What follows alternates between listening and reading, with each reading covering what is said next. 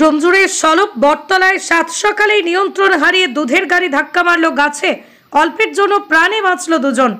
ডোমজুড়ের সলপ বটতলা এলাকায় হাওড়া আমতা রোডে আজ সকাল আনুমানিক 8:30 নাগাদ একটি দুধের গাড়ি নিয়ন্ত্রণ হারিয়ে গাছে এসে ধাক্কা মারে। আর এই ঘটনায় গুরুতর আহত হন এক সাইকেল আরোহী এবং এক মহিলা। জ্যোৎস্না মাঝি জানান, কলে জল নিচ্ছিলেন, তখনই হঠাৎ বোলেরো দুধের গাড়িটি নিয়ন্ত্রণ হারিয়ে তাকে এবং এক সাইকেল আরোহীকে আঘাত করে গাছে ধাক্কা মারে। তবে আমার সামান্য আঘাত লাগলেও সাইকেল আরোহীর আঘাত বেশি। এই ঘটনার খবর ডোমজুর থানায় দেওয়া হয়। ডোমজুর থানার পুলিশ আসে আহত ওই সাইকেল আরোহীকে ডোমজুর ব্লক হাসপাতালে চিকিৎসার জন্য নিয়ে যায়। তবে এই ঘটনার কারণে হাওড়া আমতা রোডে যানজট তৈরি হয়। স্থানীয়রা জানাচ্ছেন, দুধের গাড়িটি হাওড়া থেকে খালি গাড়ি আমতার দিকে যাচ্ছিল। চালক ঘুমিয়ে পড়ার জন্য এই বিপত্তি। বড় কিছু ঘটনা ঘটতে পারত। ডোমজুর থানার পুলিশ গাড়িটিকে আটক করেছে। আর ওই গাড়িটা এসে এখানে ধাক্কা মেরেছে। আমরা এখানে 3 জন ছিলাম, একটা লোক ছিল এখানটা, লোকটাকে মেরেছে, ওইটাই লোকটা লেগেছে, একটা মেয়ে ছিল ছুটে পালিয়ে গেছে। না, ও ঘুমিয়ে পড়েছিল। বয়স কত? যেটা ড্রাইভারটা চালাচ্ছিল বয়স কত? 20 হবে।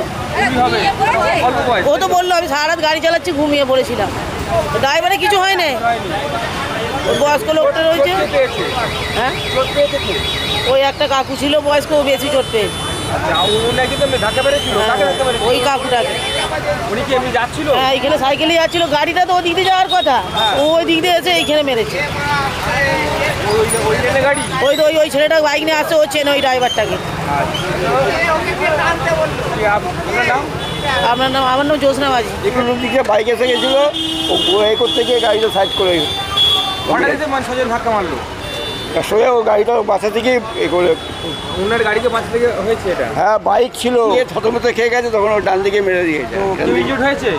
ইনজুর্ড একজন সাইকেল আর ওই হয়েছিল, ওকে নিয়ে গেছে ড্রাইভার। গাছ না থাকলে আর দুর্ঘটনা ঘটে যেত বড়। হ্যাঁ, গাছটা না থাকলে আরে অনেক কিছুই হতো।